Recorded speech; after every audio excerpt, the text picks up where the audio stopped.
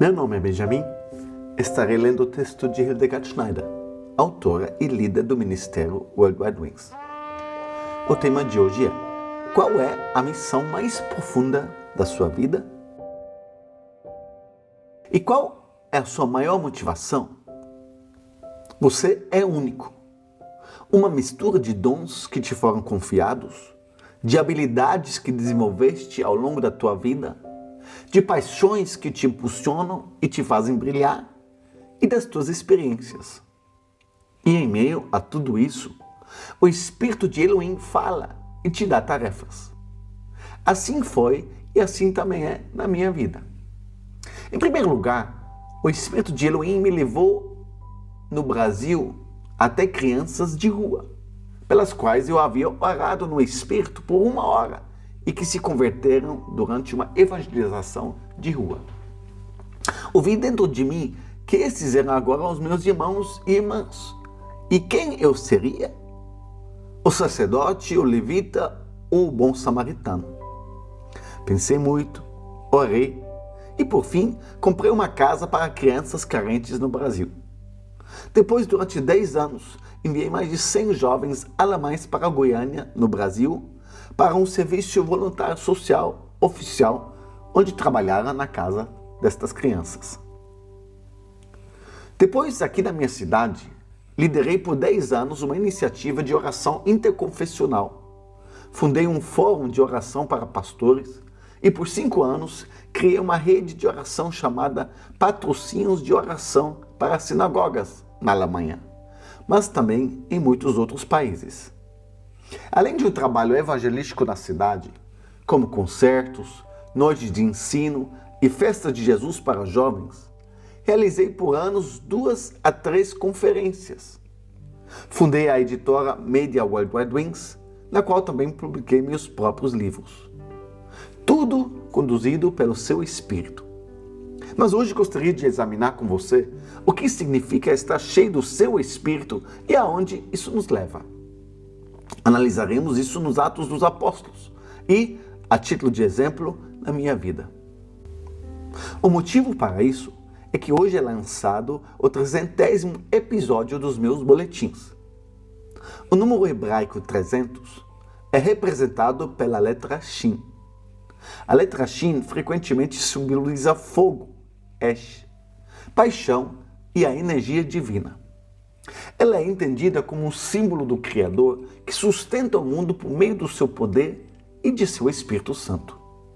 O Espírito de Elohim é, afinal, a força criadora que cria a partir do nada. É interessante que esse episódio seja lançado na época de Shavuot, sem que eu tivesse planejado isso. E como poderia ser diferente, senão que eu escreva os boletins com paixão? Mas não era assim antes de eu começar. Vou agora compartilhar com vocês como era antes de eu começar a escrever os boletins. Uma querida amiga sonhou uma noite que eu estava sentada em uma caravana diante de uma mesa com um microfone à minha frente. Como alguém que está em um estúdio de gravação e fala. E eu transmitia impulsos espirituais para o mundo. Respondi a ela que não conseguia ver nada disso e que tal tarefa não combinava comigo e que eu não faria isso. Com isso, o assunto estava encerrado para mim. Não me lembro mais quanto tempo se passou antes que o seguinte acontecesse. Eram 12 horas do meio-dia e eu estava na cozinha cozinhando. De repente, fui tomada por uma unção poderosa, tão forte que eu tive que desligar o fogão e parar de cozinhar. Peguei meu celular e comecei a gravar uma mensagem, por assim dizer, do nada. Também não me lembro mais como eu consegui fazer isso, porque eu nunca tinha feito isso antes. Foi assim que surgiu a primeira gravação, que usei original, sem alterações, para o primeiro boletim. Coloquei esse primeiro boletim abaixo na descrição. E depois desse primeiro áudio, de repente pensei, talvez eu consiga mesmo. E foi assim que surgiu o trabalho com os boletins. E eu amo esse trabalho. E nosso Pai Celestial sempre me deu temas ou séries inteiras nos últimos 5 anos. sempre nos leva ao destino, quer queiramos ou não. E agora volto a falar sobre o poder criativo do Espírito de Elohim e mostro uma conexão com essa experiência que tive. A primeira imagem que os escritores nos transmitem do Espírito de Elohim é a escuridão, águas sem formas e vazias, sobre as quais algo se move. Disse-se, e a terra era deserta e vazia, e havia trevas sobre o abismo, e o Espírito de Elohim pairava sobre as águas. Gênesis 1, verso 2. Gostaria de comparar isso comigo mesma, no que diz respeito a receber impulsos espirituais.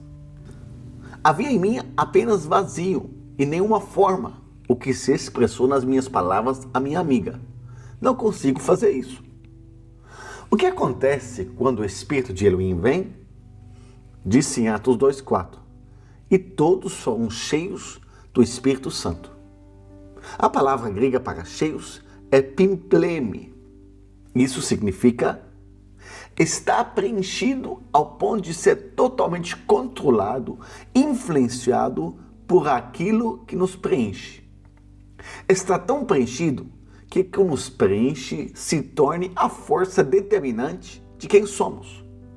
E não, agora tenho mais força em mim, mas sim, o Espírito tem mais de mim.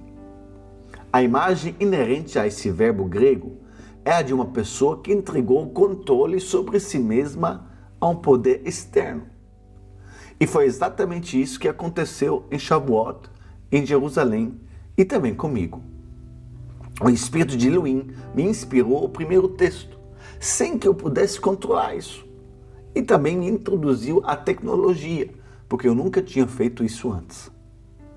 O enchimento com o Espírito de Elohim produz um efeito no mundo, e esse resultado é sempre a proclamação da palavra. O enchimento com o Espírito de Elohim nos Atos dos Apóstolos e em Paulo está sempre voltado para o testemunho e o serviço, não para uma experiência privada e contemplativa. O Espírito de Elohim enche para enviar, para falar, para agir. E é exatamente isso que vemos também nos Atos dos Apóstolos, na descrição sobre o Shavuot. Lá não diz que eles tiveram experiências interiores especiais, que sentiram calor ou alegria interior. Não.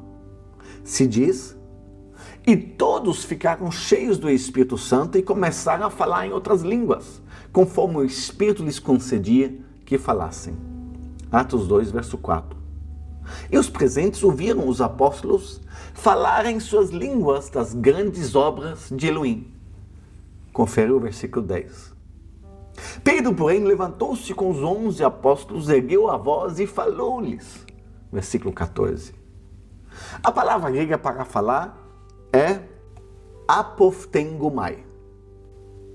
Esse verbo significa falar com voz alta, clara e autoritária. Uma forma de proclamação associada a oráculos proféticos, declarações públicas e as expressões daqueles que falam como representantes autorizados de um poder superior. E agora vamos examinar novamente o versículo de Atos 2,4. E todos ficaram cheios do Espírito Santo e começaram a falar em outras línguas, conforme o Espírito lhes concedia que falassem. Conforme o Espírito lhes concedia que falassem. O Espírito exercia controle, capacitação e direção sobre o discurso deles em tempo real.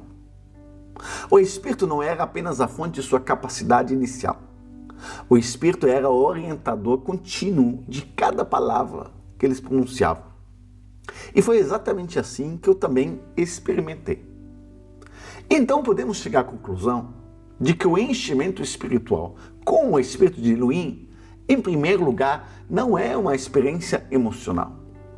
É possível estar espiritualmente cheio sem sentir nada de extraordinário. Os verbos no texto grego não permitem uma teologia baseada em sentimentos sobre o Espírito de Elohim. Essa é uma ideia muito importante, pois grande parte do cristianismo ensina que se a pessoa sente algo, o Espírito está presente. E se não sente nada, ele não está presente. A questão não é o que se sente, mas quem te governa. Ser cheio do Espírito leva a fala, a proclamação pública, ao testemunho.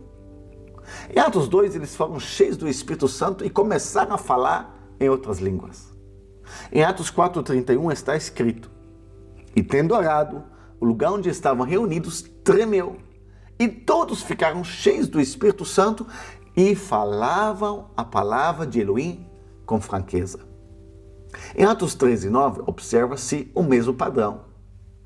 Saulo, também chamado Paulo, cheio do Espírito, olhou para ele e disse: Filho do diabo, cheio de toda astúcia e de toda maldade, inimigo de toda justiça, não cansas de perverter os caminhos retos do Senhor? Uma vida cheia do Espírito transborda em palavras e ações.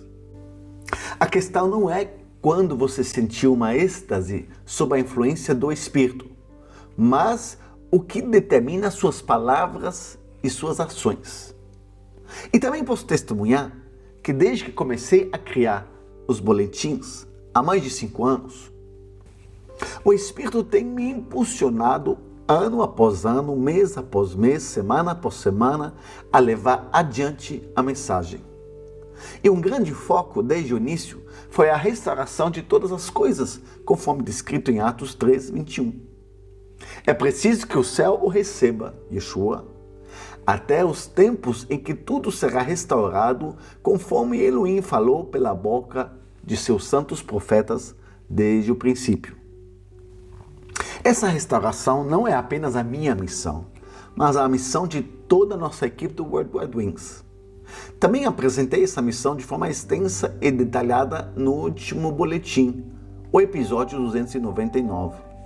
Quem não assistiu esse boletim, por favor, assista.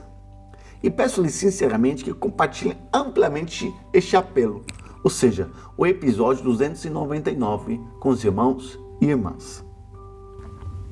Em breve daremos início a uma campanha para divulgar a palavra da restauração conforme Atos 3:21. Elaboraremos um pequeno folheto, assim como nossos outros folhetos, cortando velhos hábitos de fé, mais um êxodo previsto, e o fim dos tempos é diferente do que você pensa. E realizaremos diversas ações promocionais. Por que isso é tão importante? Acredito que quase nenhum pastor prega sobre essa palavra. Eles também não sabem o que isso realmente significa. E Yeshua só deixará o céu quando tudo estiver restaurado.